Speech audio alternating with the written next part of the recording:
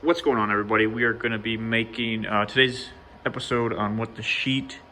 We're going to be making some toy bins for some dogs. So out of these two sheets of plywood here, this main sheet right here is 3/4 or 18 mil, and then this 1/4 inch or what is it, 6 millimeter, either or.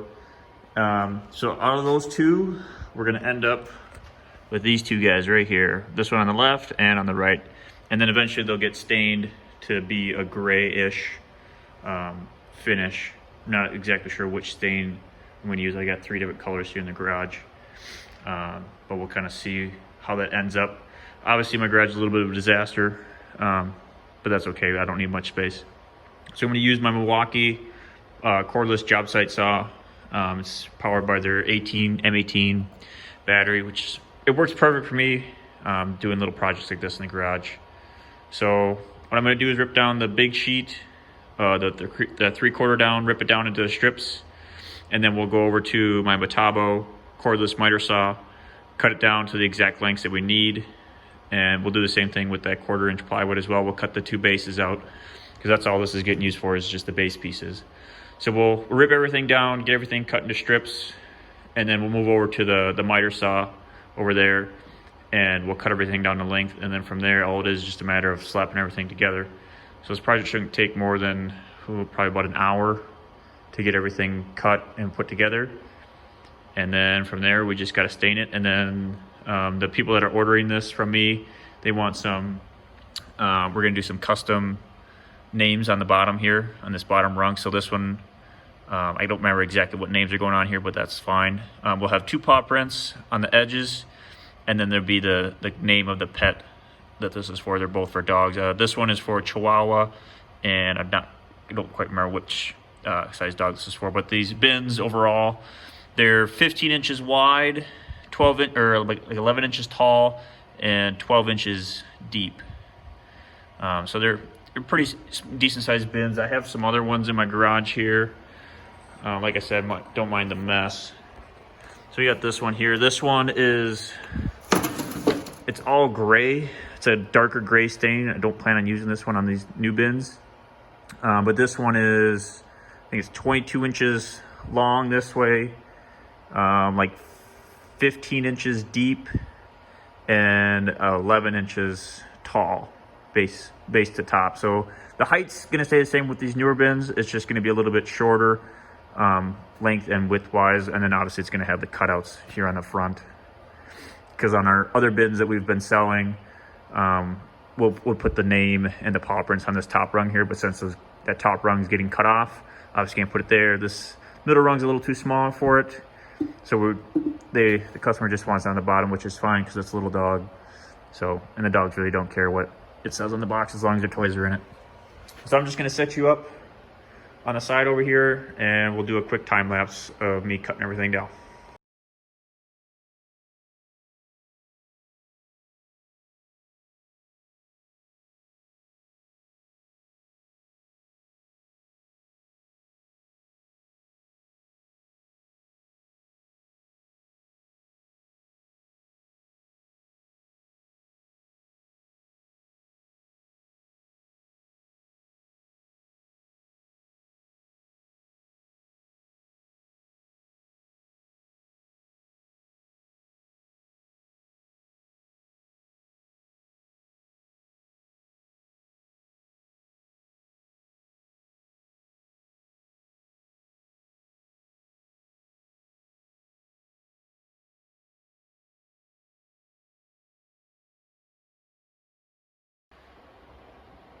All right, so now we got everything cut.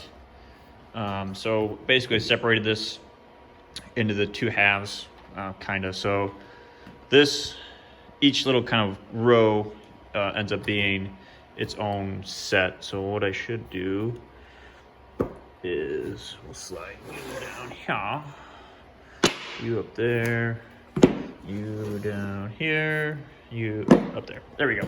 So now each row this way is a bin.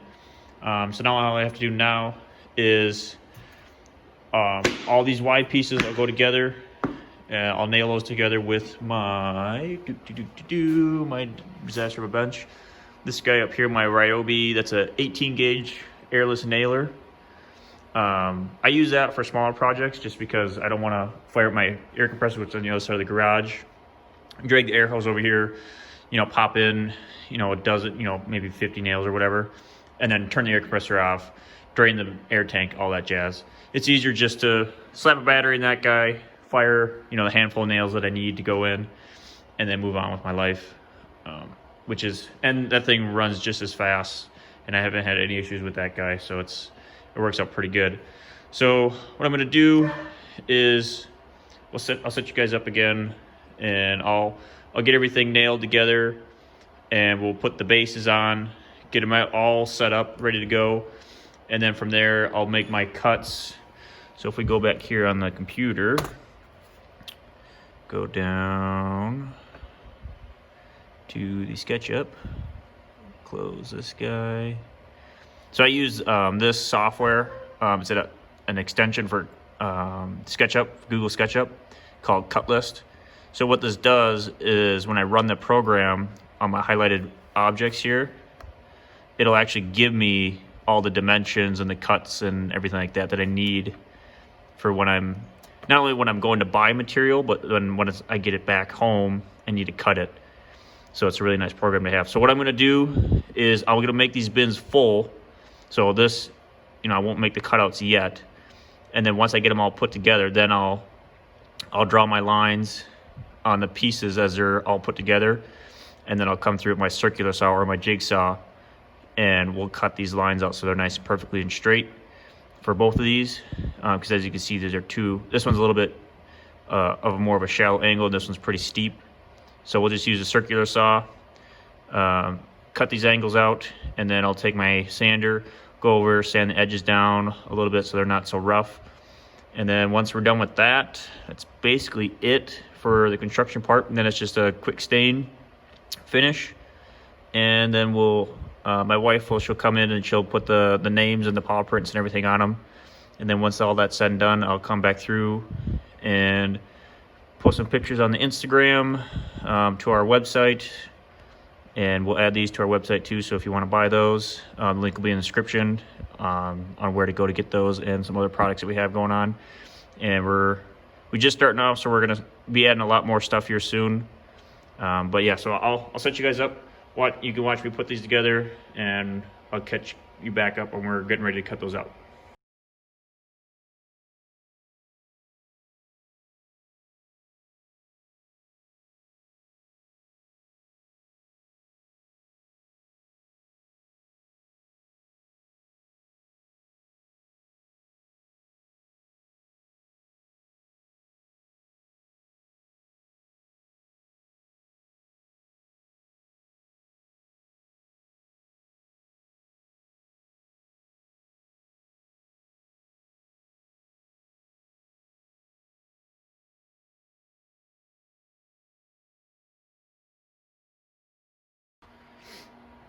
All right, so on this last set here, I'm just gonna kind of show you what I've been doing when I've been putting these together. So as you saw, when I was lining these up, I was using the long ones because this is 15, so this is how wide the bins are gonna be total.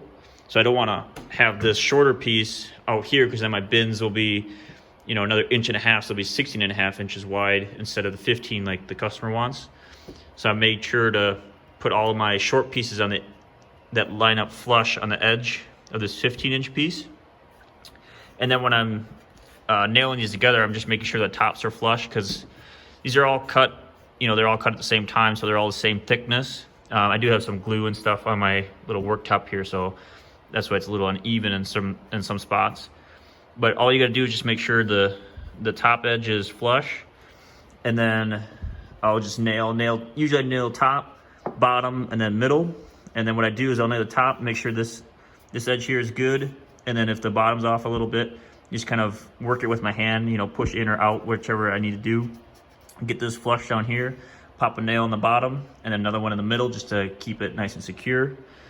On these smaller ones, on these middle sections, I only did 2 nails just because it's not as important, because these are just kind of in the middle there for show, not so much there for support or doing anything major.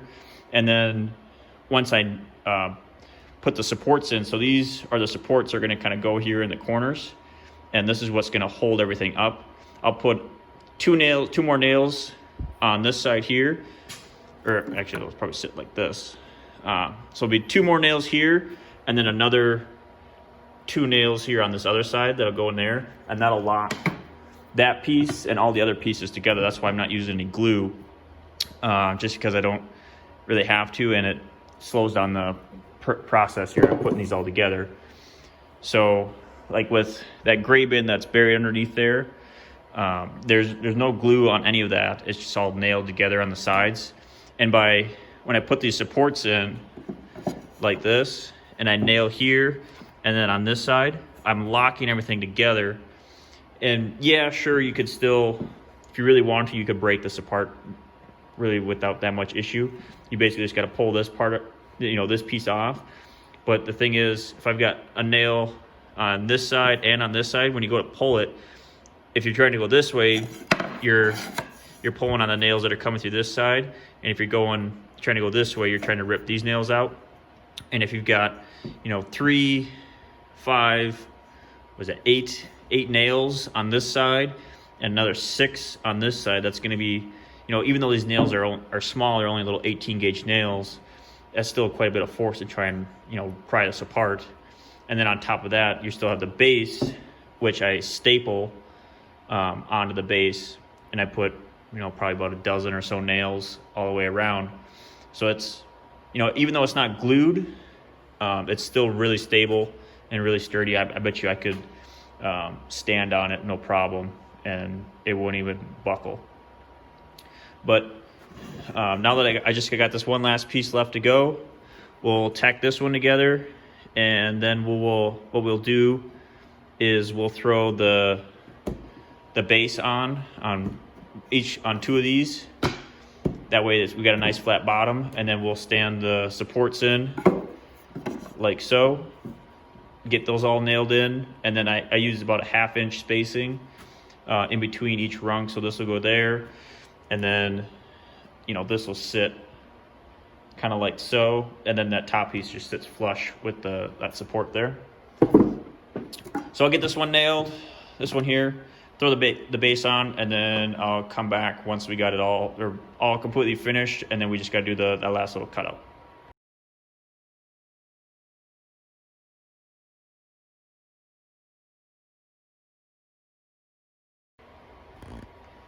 All right, so we got them stapled down. I just use this cordless Milwaukee stapler. If you look here on my little tool shelf here, so I have some rigid batteries. I used to have, well, I still have I got some rigid drills and stuff, but I don't use them anymore. So the reason I have the batteries is I've got a little rigid router up there, and that's the only rigid cordless tool that I use. But back to this. So now that I got all these staples in, what I'm gonna do is go through and make sure all these are flush. So if we tip this up kind of on the edge here, you might be able to see that some of them are sticking out just a touch. So what I'll do is I'll go through with my hammer, and I'll just give them all a good couple taps here and there, just to make sure they're all nice and flat. So that way when it's sitting down on somebody's carpet, it's sitting flat. There's no, none of these staples are sticking out. They're gonna get caught in their carpet fiber, so if they try to move, it's not gonna rip anything up or scratch their floor if they set it down on the hardwood. So I'm gonna do that, and then we'll start adding the supports in, and I got some 1/2 inch plywood that I'll use as a spacer to get that nice perfect gap in between, and then we'll move on to cutting out the notches, and then we're done.